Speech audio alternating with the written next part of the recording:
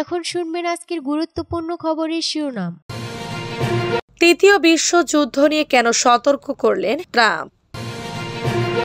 মা ও 2 শিশুসহ 4 জিম্মির মরদেহ গাজা থেকে ইসরায়েলে ফিরল। ইউক্রেনীয় বাহিনীর কাছ থেকে কুরস্ক অঞ্চলের বড় অংশ পুনরুদ্ধারের দাবি রাশিয়ার। ইউক্রেনের পাশে থাকার ঘোষণা ম্যাক্রোর। ভারতের টেসলার কারখানা স্থাপনাকে খুবই ন্যায্য বললেন ট্রাম্প।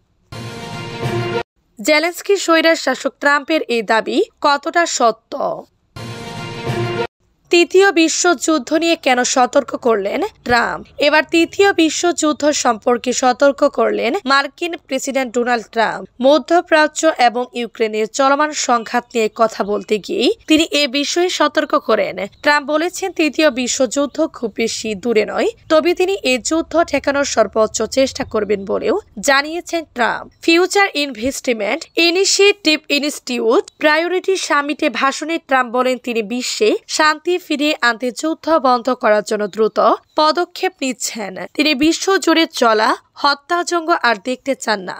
মার্কিন গণমাধ্যম CNN এর প্রতিবেদনে বলা হয়েছে, ট্রাম্প বলেছেন, বিশ্বজুড়ে আমি যুদ্ধ বন্ধ করার জন্য, সংঘাত নিষ্পত্তি করার জন্য এবং গ্রহকে শান্তিতে ফিরিয়ে আনার জন্য দ্রুত এগিয়ে যাচ্ছি। আমি শান্তি চাই এবং সকলকে হত্যা করা হচ্ছে, আমি এমনটা দেখতে চাই না। তিনি আরো বলেন, মধ্যপ্রাচ্য, রাশিয়া এবং ইউক্রেনের যে মৃত্যু চলছে তা একবার দেখুন, আমরা এটি শেষ করতে যাচ্ছি। তৃতীয় বিশ্বযুদ্ধ করে কারো কোনো লাভ নেই, এটা খুব বেশি দূরে নয়।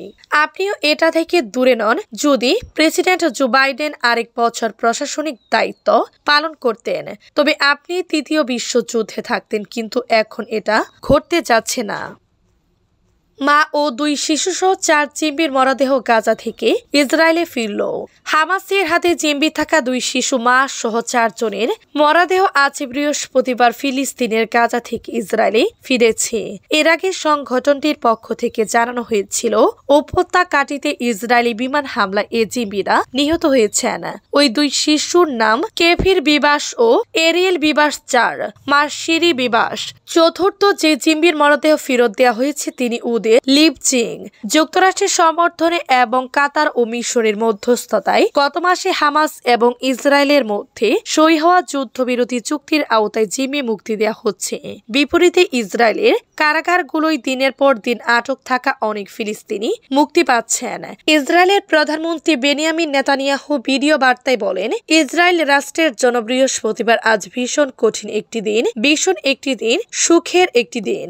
বিবাস পরিবারের সদস্যরা 2023 সালের 7 অক্টোবর ইসরায়েলের কিবুতজ নির উজ এলাকা থেকে হামাসের হাতে জিম্মি হন। তখন কেফিরের বয়স ছিল মাত্র 9 মাস। জিম্মি করা হয় কেফির ও এরিয়েলের বাবা ইয়ারদেন বিবাসকেও। গত বছরের নভেম্বরে হামাসের পক্ষ থেকে জানানো হয়, ইসরায়েলি বিমান হামলায় জিম্মি ওই মা ও 2 শিশু নিহত হয়েছে, তবে ইসরায়েলি কর্তৃপক্ষ কখনোই তাদের নিহত হওয়ার খবর নিশ্চিত করেনি। এমনকি শেষ মুহূর্তেও ইসরায়েলের কেউ কেউ তাদের মৃত বলে মেনে নিতে অস্বীকৃতি জানিয়েছেন। ইউক্রেনের বাহিনীর কাছ থেকে কুরস্ক অঞ্চলের বড় অংশ পুনরুদ্ধারের দাবি রাশিয়ার একজন শীর্ষ জেনারেল জানিয়েছেন, তাদের বাহিনী কুরস্ক অঞ্চল ইউক্রেন থেকে 800 বর্গ কিলোমিটার 309 বর্গ মাইল এরও বেশি অঞ্চল ফিরিয়ে নিয়েছে, যা গত বছর অনুপ্রবেশ শুরু হওয়ার পর থেকে ইউক্রেনের দখলকৃত মোট অঞ্চলের প্রায় 64%।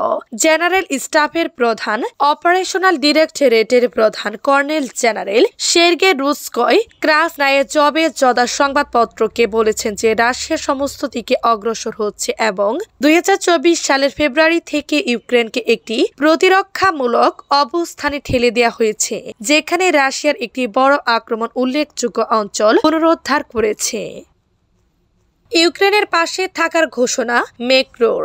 ফ্রান্সের প্রেসিডেন্ট ইমানুয়েল ম্যাক্রো বলেছেন, ফ্রান্স এবং তার মিত্ররা আগামী সপ্তাহে ওয়াশিংটনে যাওয়ার আগে রাশিয়ার সঙ্গে যুদ্ধ শেষ করার জন্য যে কোনো চুক্তিতে ইউক্রেনের অধিকার এবং ইউরোপীয় নিরাপত্তা উদ্বেগ বিবেচনায় নেওয়া উচিত বলে একমত হয়েছে। ম্যাক্রো বলেছেন, ফ্রান্স এবং তার মিত্রদের অবস্থান স্পষ্ট এবং ঐক্যবদ্ধ। আমরা ইউক্রেনের স্থায়ী শান্তি কামনা করি। ম্যাক্রো 19টি দেশের নেতাদের সাথে সাথে ভিডিও লিঙ্কের মাধ্যমে বৈঠকের পর একথা বলেছেন। মার্কিন প্রেসিডেন্ট ডোনাল্ড ট্রাম্প ইউরোপীয় ইউনিয়নকে হতবাক করে দিয়েছেন। তিনি ইউক্রেনের বিরুদ্ধে রাশিয়ার 3 বছরের যুদ্ধের পর ভ্লাদিমির পুতিনের সঙ্গে কূটনীতিক পুনরায় শুরু করতে প্রস্তুত। মার্কিন নীতি পরিবর্তনে ধাক্কার পর নড়ে চড়ে বসেছে ইউরোপ। এর প্রতিক্রিয়ায় ইউক্রেন ইস্যুতে ভিডিও বৈঠক ডাকলে মেক্রো। ভিডিও কনফারেন্সের পরে মেক্রো বলেন, আমরা ইউক্রেনের পাশে আছি এবং ইউরোপের শান্তি ও নিরাপত্তা নিশ্চিত করার জন্য আমাদের সমস্ত দায়িত্ব পালন করব। ভারতের টেসলার কারখানা স্থাপনাকে খুবই অন্যায্য বললেন ট্রাম্প।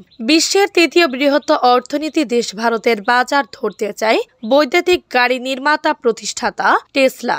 গত কয়েক বছর ধরে এ নিয়ে তোড়জোড় দেখা যাচ্ছে। টেসলা ভারতে একটি কারখানা নির্মাণ করতে চাইছে বলে শোনা যাচ্ছে।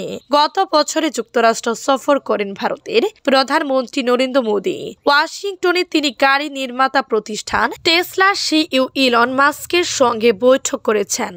মাস্ক এখন মার্কিন প্রেসিডেন্ট ডোনাল্ড ট্রাম্পের সরকারি দক্ষতা বিষয়ক বিভাগের ডিওজিও প্রধান হিসেবে কাজ করছে। গত মঙ্গলবার প্রকাশিত বার্তা সংস্থা রয়টার্সের এক প্রতিবেদনে বলা হয়, মোদি মাস্ক বৈঠকের পর ভারতের জ্যেষ্ঠ কয়েকটি পদে লোক নিয়োগের বিজ্ঞপ্তি দিয়েছে টেসলা। ওই বিজ্ঞপ্তি প্রকাশের পর ভারতের বাজারে টেসলা প্রবেশ ও কারখানা স্থাপন নিয়ে নতুন করে আলোচনা শুরু হয়েছে। এ নিয়ে মার্কিন প্রেসিডেন্ট ডোনাল্ড ট্রাম্প কথা বলেছেন।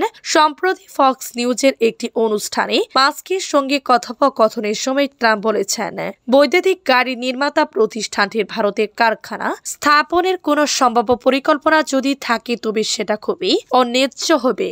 গত মাসে দ্বিতীয়বারের মতো যুক্তরাষ্ট্রের ক্ষমতায় আসার পরপরই একের পর এক দেশ এবং পণ্যের উপর শুল্ক আরোপ করেছেন ট্রাম্প। জেলেনস্কি স্বৈরার শাসক ট্রাম্পের এই দাবি কতটা সত্য? মার্কিন প্রেসিডেন্ট ডোনাল্ড ট্রাম্প যুক্তরাষ্ট্রের ফ্লোরিডায় তার মার এর লাগু রিপোর্টে বসে দাবি করেছেন, রাশিয়ার সঙ্গে ইউক্রেনের যুদ্ধের জন্য কিয়েভই দায়ী। এছাড়া ট্রাম্প ইউক্রেন ও দেশটির প্রেসিডেন্ট ভলোদিমির জেলেনস্কিকে নিয়ে আরও কিছু কথা বলেছেন। তিনি বলেছেন, জেলেনস্কির জনপ্রিয়তা এখন তলানিতে। জেলেনস্কি একজন স্বৈরার শাসক, তিনি নির্বাচন ছাড়া ক্ষমতায় আছেন। গতকাল একই বিষয়ে ট্রাম্প তার ট্রুথ সোশ্যাল নামের সামাজিক যোগাযোগ মাধ্যমে একটি পোস্ট দিয়েছেন। এই পোস্টেও তিনি নানা দাবি করেছেন। ট্রাম্পের দাবিগুলো সত্যতা যাচাই করেছে বিবিসি ভেরিফাই। যুক্তরাজ্যের সংবাদ মাধ্যমটির প্রতিবেদনে বলা হয়, ইউক্রেন যুদ্ধ নিয়ে ট্রাম্প এমন সব কথা বলছেন যার সঙ্গে রাশিয়ার বয়ানের মিল আছে। 3 বছর ধরে ইউক্রেন যুদ্ধ চলছে। এ যুদ্ধ বন্ধের লক্ষ্যে ট্রাম্প উদ্যোগী হয়েছেন। এই উদ্যোগের অংশ হিসেবে গত মঙ্গলবার সৌদি আরবের রিয়াদে যুক্তরাষ্ট্র ও রাশিয়ার কর্মকর্তারা বৈঠক করেন। এই বৈঠকে কিয়েভকে আমন্ত্রণ জানানো হয়নি।